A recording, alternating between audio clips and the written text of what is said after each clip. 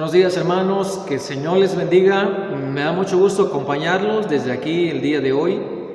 No pudimos estar hoy de manera presencial allá en el lugar donde nos reunimos, pero quiero hacer eco de las palabras del apóstol Pablo cuando él escribió la segunda carta a los Corintios, cuando él dijo, estaban tratando un caso de disciplina, y entonces él dijo que aunque mi cuerpo no está ahí, pero mi espíritu sí lo está. Entonces, él dijo, pues no puedo acompañarlos personalmente, pero puedo acompañarlos espiritualmente. Y yo creo que eso es todo parte de lo que el Señor nos ha permitido en este tiempo, que no podemos estar al 100%, pero en espíritu estamos bien unidos, gracias a Dios. Bien, hermanos, pues para esta ocasión me corresponde compartir con ustedes parte de lo que dice la segunda carta del apóstol Pedro para nosotros, para la iglesia. Recuerden que esta carta fue escrita no como una carta particular a una iglesia, ni es una carta pastoral, es una epístola universal.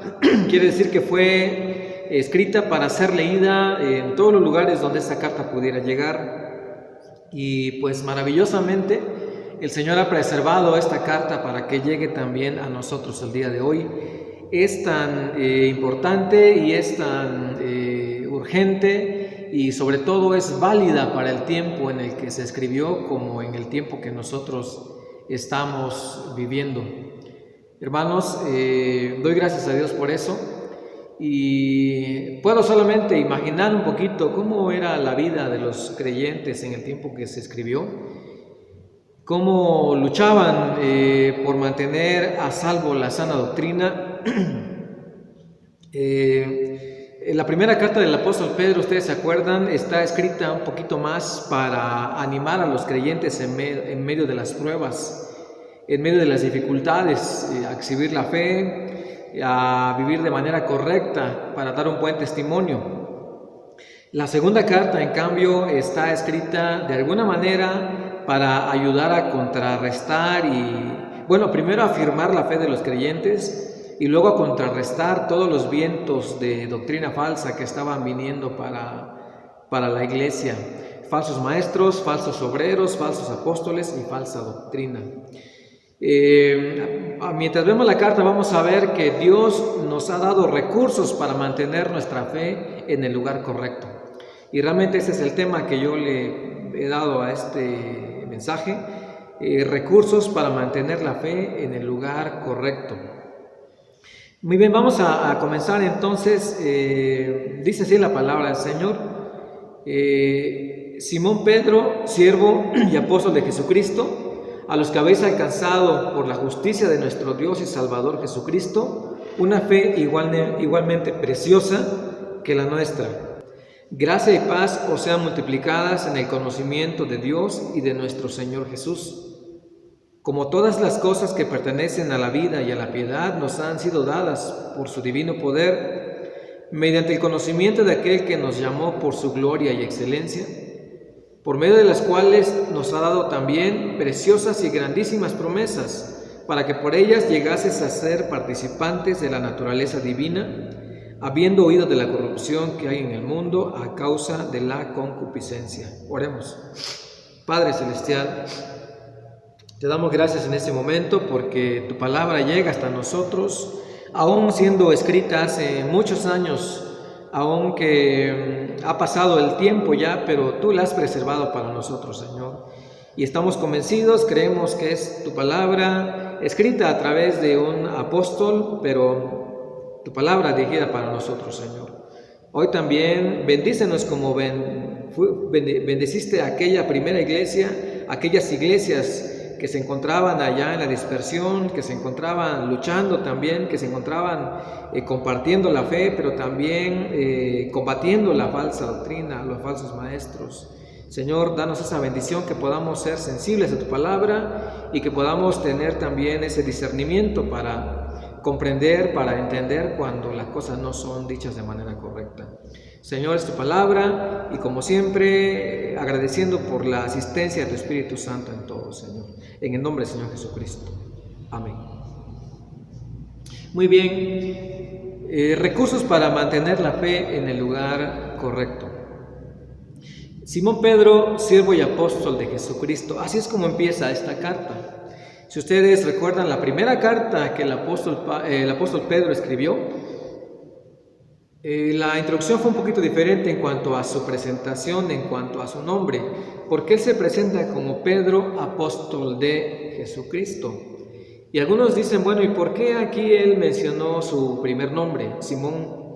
¿Y por qué también menciona el carácter de siervo?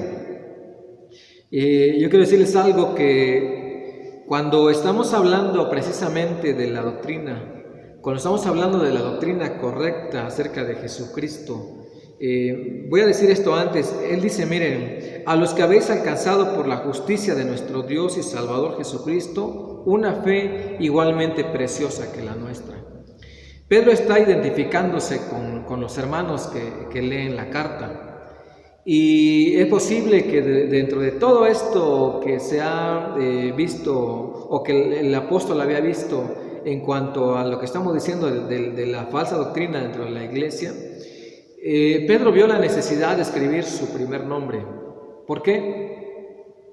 ¿Cuál sería esa razón? ¿Qué piensan ustedes de esa razón?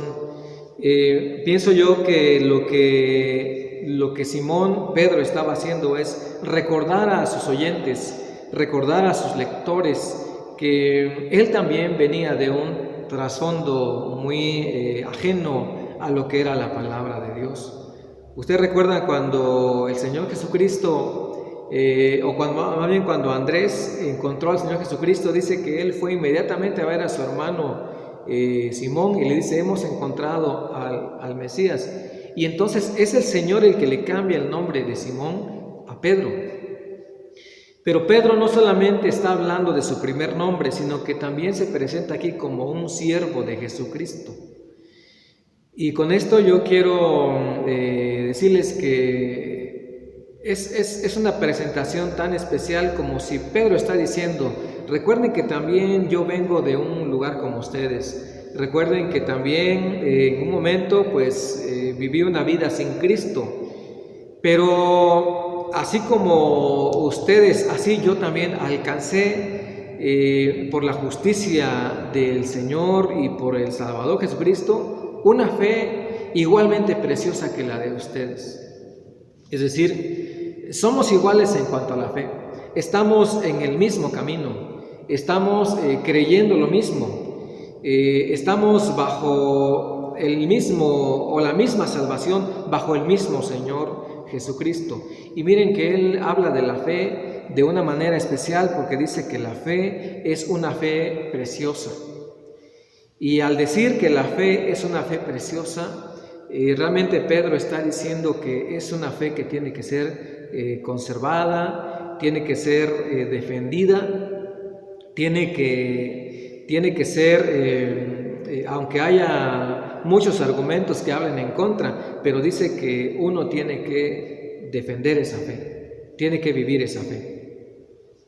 Entonces, pensando en que esa fe es preciosa y que esa fe tenemos que conservarla y que defenderla, vamos a ver lo que dice acerca de esos recursos que nos van a ayudar a mantener la fe en el lugar correcto.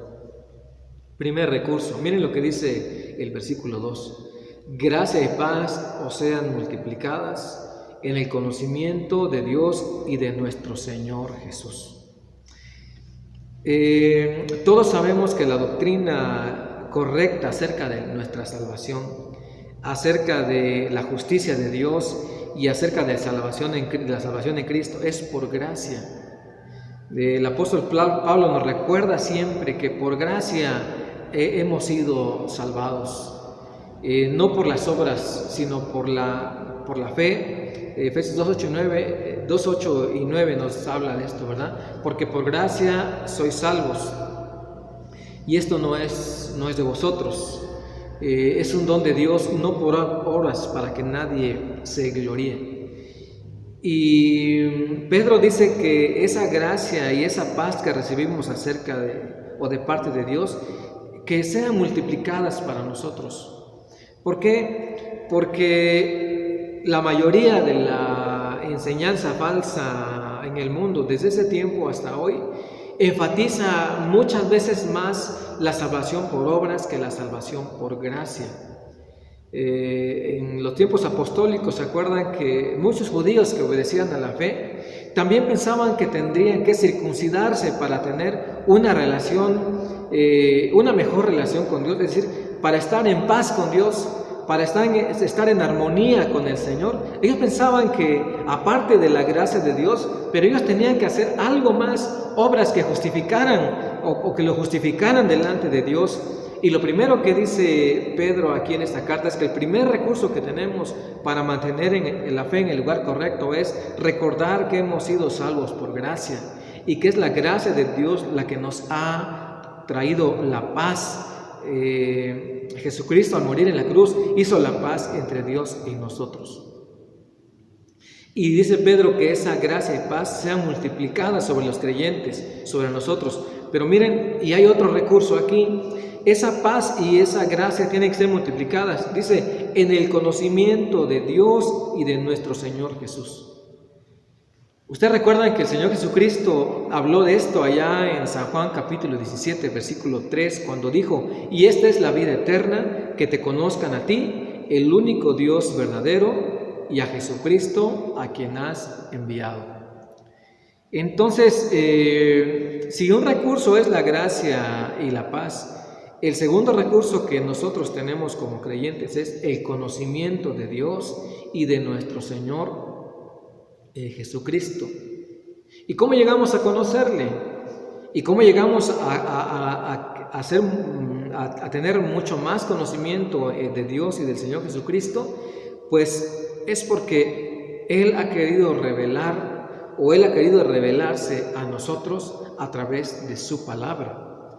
Es cierto que hay revelación natural, general, por ejemplo, cuando vemos los paisajes y vemos en la noche el firmamento, cuando vemos el sol en lo más alto en su esplendor, pues el Salmo 19 dice que los cielos cuentan la gloria de Dios y el firmamento anuncia la obra de sus manos. Entonces, cuando vemos la naturaleza, realmente vemos la obra de Dios, pero realmente una revelación especial para nosotros solamente se encuentra en el Señor Jesucristo, porque el Señor dijo que Él vino para darlo a conocer. Y también lo encontramos en la palabra de Dios, en la Biblia, en la Escritura.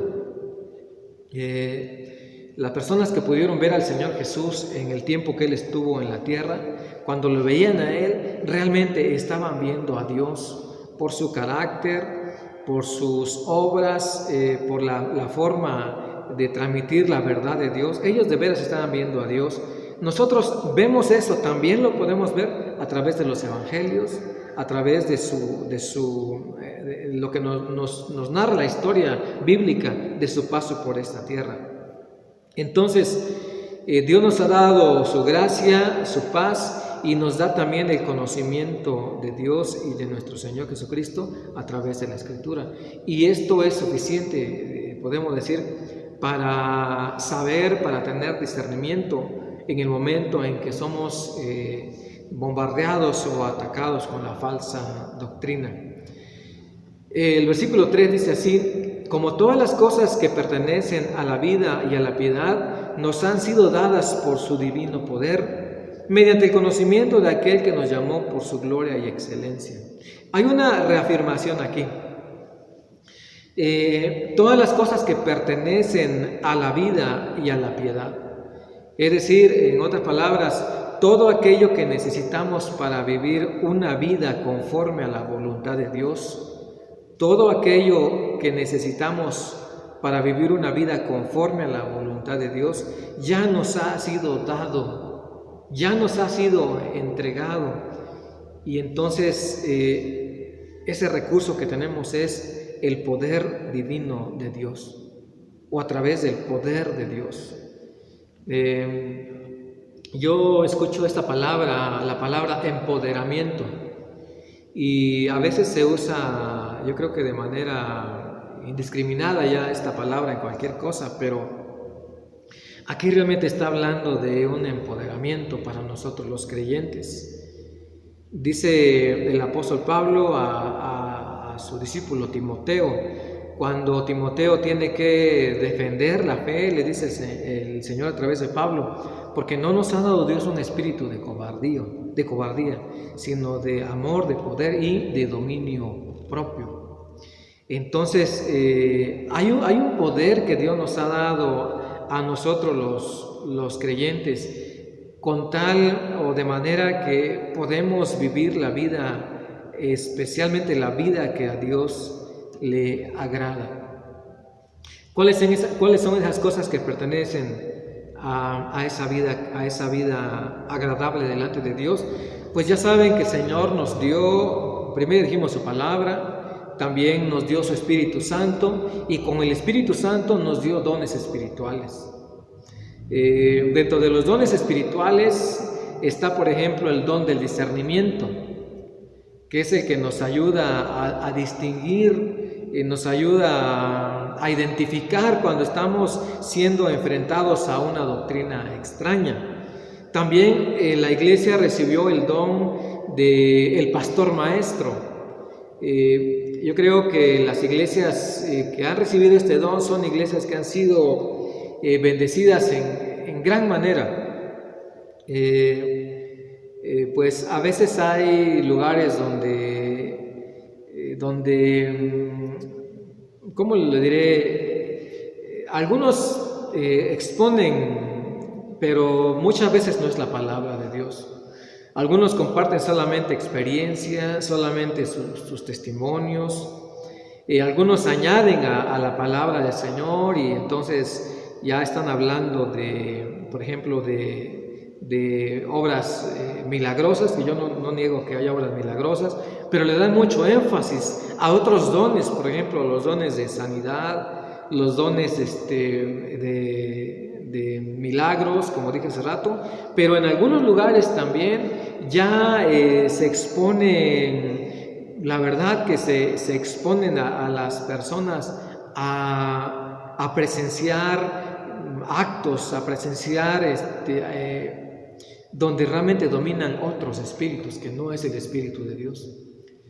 La red está llena de esos videos, de esos, entre paréntesis, entre comillas, cultos de avivamiento, donde los predicadores invocan espíritus que definitivamente yo estoy seguro que no son de Dios, y que producen en los creyentes o en las personas que asisten, que no producen una vida de piedad, más bien producen una vida de autosatisfacción, porque están pensando o buscando cosas que les agradan solamente a ellos mismos.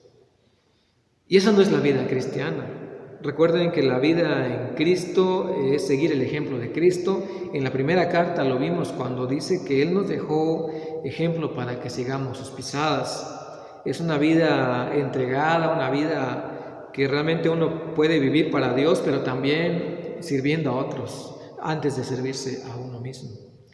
Y es algo que nos necesita recordarnos la palabra del Señor. Entonces nos ha sido dado ya todo lo que necesitamos, los dones espirituales a través del Espíritu Santo. Nos ha dado el conocimiento también. Y miren lo que dice acerca del conocimiento: mediante el conocimiento de aquel que nos llamó por su gloria y excelencia.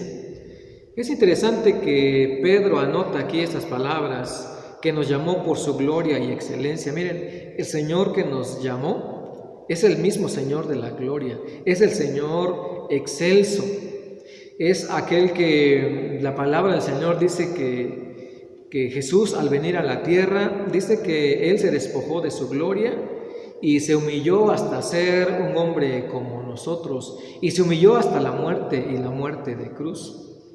Es decir, el mismo Señor que habita en lugares inaccesibles, el mismo Señor que habita allá donde dice que los cielos de los cielos no lo pueden contener, es el mismo Señor que nos llamó a nosotros y nos hace conocer que Él mismo es el que nos llamó.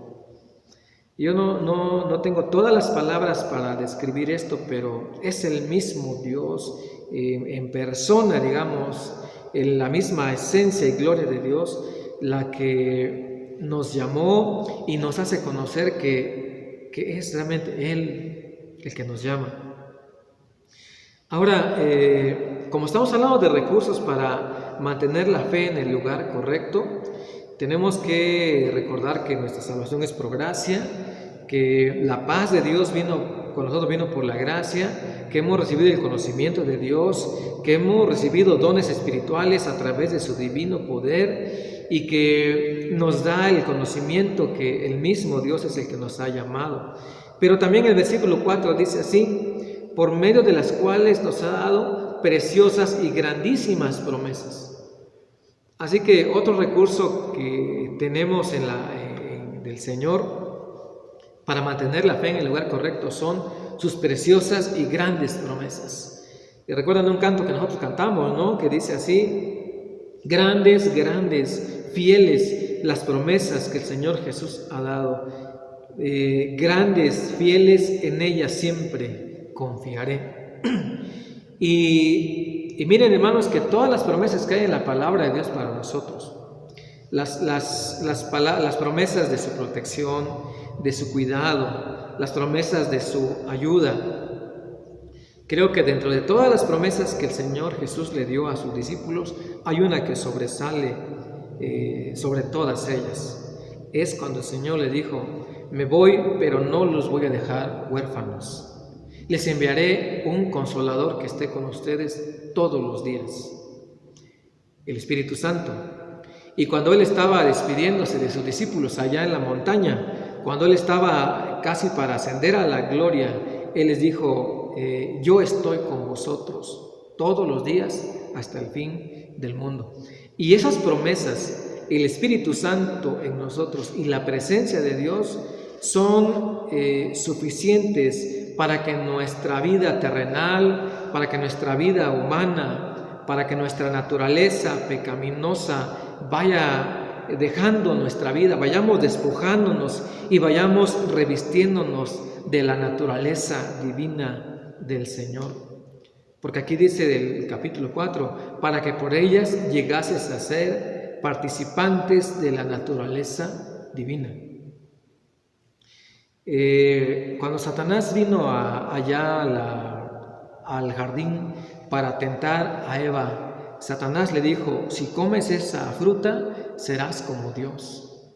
Si ustedes comen esa fruta, serán como Dios y serán como Él, conociendo todo lo bueno y todo lo malo. El apóstol Pedro nos está diciendo aquí que gracias a la obra del Señor Jesucristo, nosotros podemos participar de la naturaleza divina. Pero no quiere decir que seremos como Dios, porque Satanás habló así a Eva, que comiendo esa fruta. Pero miren, Pedro nos recuerda aquí a nosotros que por esas promesas de Dios, creo que debí decir también que la promesa de salvación, que ya se cumplió, la promesa del Espíritu Santo y la presencia de Jesucristo en nuestras vidas, nosotros podemos llegar a ser participantes de la naturaleza divina, es decir, podemos llegar a tener el mismo carácter de Cristo. Ahora, aquí atrás de mí está una cita de Efesios 4 que dice: hasta que todos lleguemos a la medida del conocimiento, de la plenitud del Hijo de Dios, es decir, de Jesucristo. Un recurso que nosotros tenemos para mantener la fe en el lugar correcto es que podemos gozar, disfrutar también, participar de esa naturaleza divina. Pero miren, la falsa doctrina o los muchos predicadores modernos dicen lo mismo que el enemigo dijo a Eva, que podemos usar o podemos llegar a ser como Dios, porque en momentos, por ejemplo, en momentos como lo que estamos viviendo, atravesando enfermedades, atravesando dificultades, muchos hablan que podemos declarar, que podemos decretar, que podemos ordenar a las enfermedades, que podemos hacer miles de cosas tomando casi el lugar de Dios, en vez de someternos a su voluntad. Esa naturaleza divina que habla aquí el apóstol Pedro no está hablando de igualarnos a Dios, Está hablando que Dios nos ha dado una vida sobrenatural y que en esa vida sobrenatural, en verdad, podemos vivir la vida que Dios quiere para nosotros. En otras palabras, no se trata de nosotros. Miren lo que dice a continuación: habiendo oído de la corrupción que hay en el mundo a causa de la concupiscencia. Nuestra vida antes de Cristo, dice allá en Efesios capítulo 2, que fue una vida arrastrada por la corriente de este mundo y que Satanás gobernaba esa vida, el príncipe de la potestad del aire, el que opera en los hijos de desobediencia. Pero para nosotros los creyentes, miren, el Señor nos mira como personas que han huido de esa corrupción, que está a causa de la concupiscencia que hay dentro de nosotros. Me gusta mucho esa ilustración de Juan el Bautista, cuando le dicen que Jesús está haciendo cosas más grandes que él, y entonces sus discípulos piensan que él entonces va a querer hacer cosas más grandes, competir con el Señor. Pero ¿qué dice él? Es necesario que él crezca y yo mengüe. Entonces, si aplicamos esto de una manera espiritual a nuestras vidas, podemos decir que mientras Dios nos permite ser participantes de la naturaleza divina, mientras Él está creciendo en nosotros, entonces nuestra concupiscencia, por más fuerte que sea, nos va a llevar lejos de la corrupción que hay en el mundo. El apóstol Pablo dice, escribiendo a la segunda carta a los Corintios, ¿se acuerdan que dice que si alguno está, de modo que si alguno está en Cristo, nueva criatura es? Las cosas viejas van pasando. Y realmente esa naturaleza divina también es un recurso que Dios nos da para ser libres de la corrupción que hay en el mundo. Y esto también nos lleva a pensar en mantener la fe en el lugar correcto, porque la fe en el lugar correcto acerca de esa naturaleza nos dice que nosotros solamente, lo digo de esta manera, la fe en el lugar correcto nos dice que nosotros somos personas que hemos sido compradas por Dios y que el Espíritu Santo está trabajando en nosotros para producir el carácter de Cristo, porque la doctrina falsa dice que el Espíritu está en nosotros para hacer todo lo que nosotros queramos, que es un poder del que podemos echar mano de manera indiscriminada y a placer y a los deseos de nuestra propia carne, pero eso es una mentira. Por eso cuando Pedro está escribiendo esta carta a los hermanos, van a ver ustedes que más adelante el Señor va a decir a los hermanos de muchas formas que el enemigo se ha infiltrado en la iglesia, se ha infiltrado en la vida de la fe y está enseñando a través de falsos obreros, falsos maestros, está enseñando falsa doctrina que está tratando de desviar a los creyentes de la verdadera fe. La verdadera fe debe ser defendida, la verdadera fe debe vivirse de la manera correcta. ¿Por qué? Porque es una fe preciosa, es un regalo de Dios, es venir de la muerte a la vida, es venir de un lugar de condenación a un lugar de salvación, es una vida tan cerca de Dios, es una vida tan apegada al Señor y que exige de nosotros una vida semejante a la del Señor, que no es posible, que no es permitir que cualquier enseñanza, que cualquier otro tipo de corriente venga y nos desvíe de ella para vivir una vida solamente a nuestro a nuestra propia satisfacción, antes que para el Señor. Por eso es que el apóstol Pedro escribe de esa manera y por eso es que él nos habla de estos recursos que tenemos en el Señor: la gracia y la paz, el conocimiento de Dios y Jesús, un poder divino, preciosas y grandísimas promesas, una naturaleza divina con la cual podemos agradar a Dios. Todo esto que el Señor nos ha dado es para su gloria y excelencia.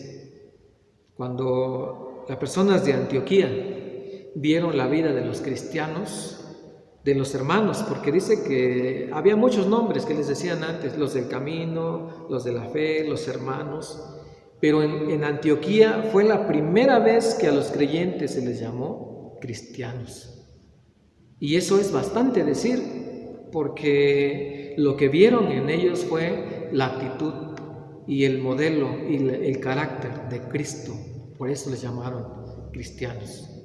¿Cómo nos miran a nosotros las personas que nos conocen? ¿O cómo nos conocen las personas que nos ven? Eso es algo importante para reflexionar. Y la única manera en que podemos vivir la vida de Cristo es manteniendo la fe en el lugar correcto. Por su gracia y paz, por el conocimiento que tenemos de Dios y Jesús, por el divino poder o el poder divino que se nos ha dado, por las preciosas y grandísimas promesas que están disponibles para nosotros y porque vivimos bajo una naturaleza o vivimos ya en una naturaleza divina que nos fue entregada por el Señor. Así que, hermanos, perseveremos en esto, animémonos unos a otros con esas palabras y vivamos la vida que Dios quiere. Que el Señor los bendiga y que el Señor nos dé la oportunidad en otro momento de seguir compartiendo, conviviendo, quizás más de cerca, pero si todavía no pudiera ser así, que el Señor nos dé la seguridad siempre de que en espíritu estamos unidos unos y otros en Cristo Jesús. Bendiciones para todos, hermanos, que pasen un buen día, una buena tarde, que el Señor los bendiga.